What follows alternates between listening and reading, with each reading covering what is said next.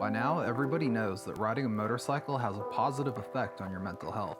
What we don't talk about enough, however, is new rider anxiety and doubt. Today, I want to give you all a few strategies to tackle these obstacles and get you back on the road.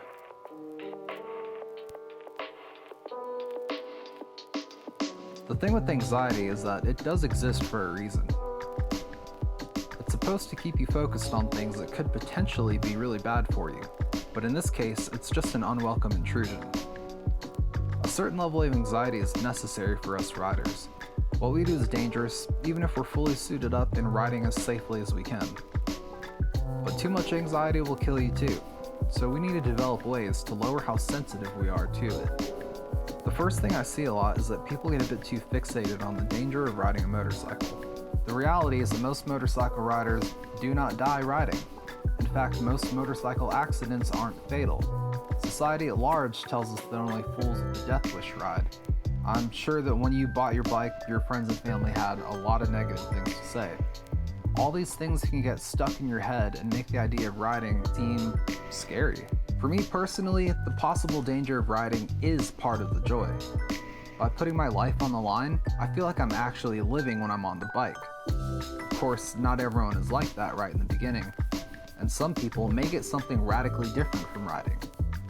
The important thing to take away here is that it takes time to become comfortable with motorcycles and their inherent risks. If you can make that effort to get out and ride, or even just to sit on your bike in the driveway, before you know it, you won't feel paralyzed by fear when you think about riding. The second thing I see a lot is new riders carrying a bit of trauma around with them. Maybe you dropped your bike a few times, or you stalled in front of a line of traffic several times in a row. Or maybe it's just the idea of riding in traffic around all these idiot cars. What we want to do is expose ourselves as safely as possible to the specific scenario that causes our anxiety to spike. Left unresolved, these can turn into triggers that get more severe, and we end up doing whatever it takes to avoid them. The result is us not riding, and if we're not riding, we're not learning. It's a self-perpetuating cycle where we never develop the confidence to face those uncertainties. So if it's a lack of skill in a specific area that's making you feel anxious about riding, get some practice in. If you're afraid of stalling, do more friction zone and soft launch practice in your driveway or street in front of your house. Really nail the steps and develop the confidence to take off safely. If you're afraid of dropping your bike, do more slow speed drills or consider even retaking the MSF class. After all, it's better to drop one of their bikes than yours. If you're afraid of riding in traffic, see if you can get a buddy to follow along behind you at a safe distance to sort of remove some of the pressure on you. If it's the highway traffic that scares you, try getting on the highway, cruising at speed, and then taking the first exit. Do it a couple times until you get used to what riding at that speed feels like. Then see if you can make it a few more exits before you finally get off the highway again.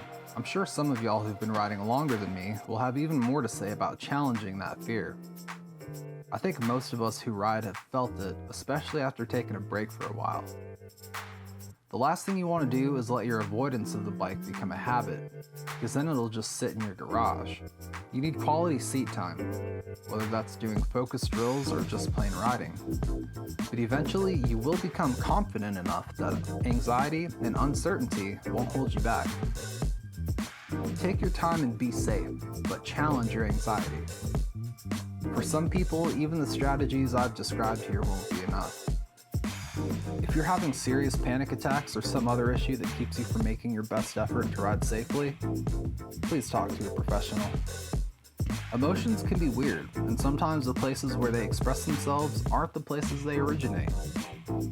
I'm just a guy on YouTube, but a pro might really be able to help.